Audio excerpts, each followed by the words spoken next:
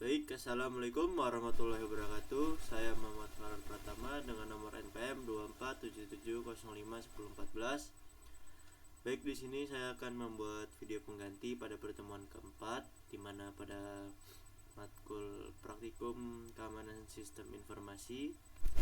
Nah, kita langsung saja ke modulnya. Di pertemuan 4, keamanan sistem informasi.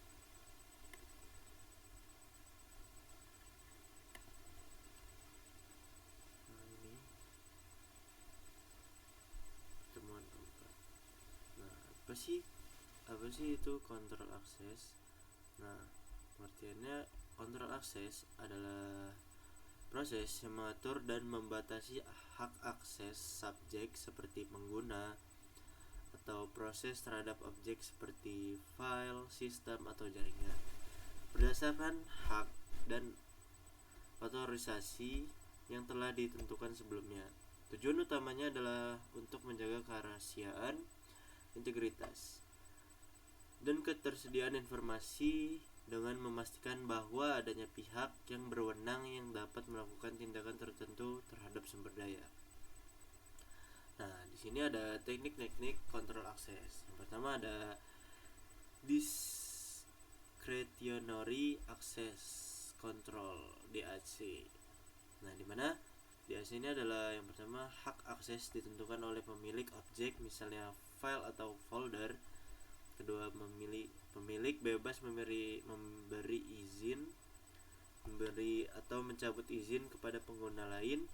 Ketiga, umumnya menggunakan permission seperti read, write, dan execute.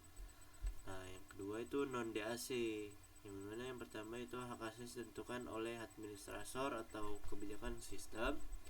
Dua, pengguna tidak bisa mengatur hak akses secara bebas. Tiga, biasanya berbasis peran atau jabatan. Nah, yang ketiga itu mandatory access control, yaitu atau MAC singkatnya. Akses ditentukan berdasarkan tingkat klasifikasi keamanan. Subjek dan objek memiliki label keamanan, dan pengguna tidak bisa mengubah aturan akses. Nah, yang terakhir itu adalah Lattice Based Access Control, LBAC singkatannya. Nah, pengembangan dari MAC, Mandatory Access Control. Nah, di mana menggunakan struktur hierarki lattice untuk menentukan akses, mempertimbangkan tingkat sensitivitas data dan otorisasi pengguna. Selanjutnya itu Centralized Access Control. Centralized Access Control adalah metode yang mengelola hak akses di mana seluruh proses autentikasi dan otorisasi dikendalikan melalui satu sistem atau server pusat. Nah, kelebihannya itu kebijakan lebih konsisten, administrasi lebih mudah, dan monitoring dan audit lebih terpusat.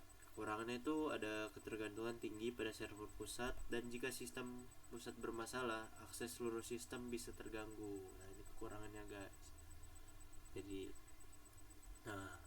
ini cocok digunakan pada organisasi besar seperti sistem dengan banyak pengguna dan lingkungan yang membutuhkan kontrol ketat. Nah, lanjut, Decentralized Access Control. Nah, adalah metode pengelolaan hak akses di mana setiap sistem atau unit memiliki kontrol aksesnya sendiri tanpa bergantung pada satu pusat kontrol. Kelebihannya itu lebih fleksibel. Jika satu sistem bermasalah, sistem lain tetap berjalan dan cocok untuk organisasi yang tersebar.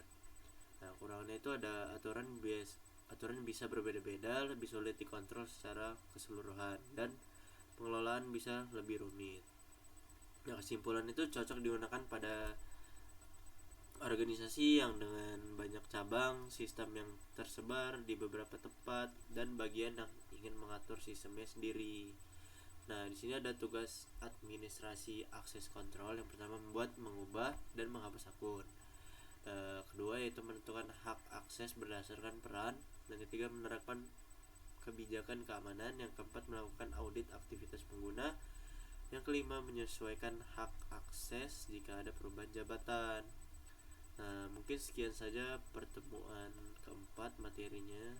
Pertemuan keempat tentang kontrol akses. Sekian dari saya. Wassalamualaikum warahmatullahi wabarakatuh.